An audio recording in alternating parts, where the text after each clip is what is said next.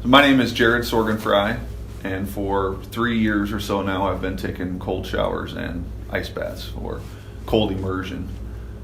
I got started on this journey, I guess, when I came across this crazy Dutch guy who was setting world records and doing a lot of challenges in the snow and ice. And I was curious if there was more to it, if it was something that was unique about him or if it could be learned by anybody. So the suggestion by Wim Hof was to start out with taking a cold shower. So that's where I started. And it was not a pleasant experience. It was not easy. There was no feeling of warmth that I was expecting at all in it. But afterwards, I felt really good.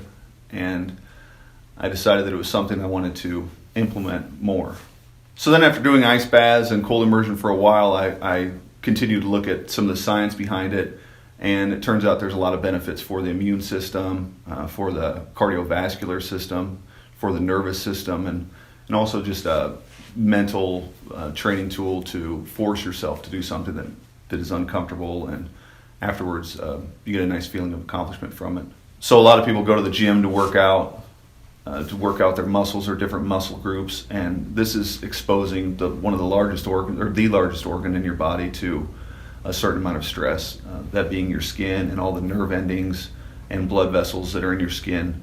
The processes that happen when you're exposed to the cold are a workout for these systems that don't often get used, because with modern technology, many people don't get any exposure to the cold at all. We've got jackets, we've got warm vehicles to ride around in. So there's not, in the modern world, there's just not the same stressors that human biology has evolved to manage. The problem with that is these systems that are in place to keep us alive will become weaker and weaker and weaker if they lie dormant.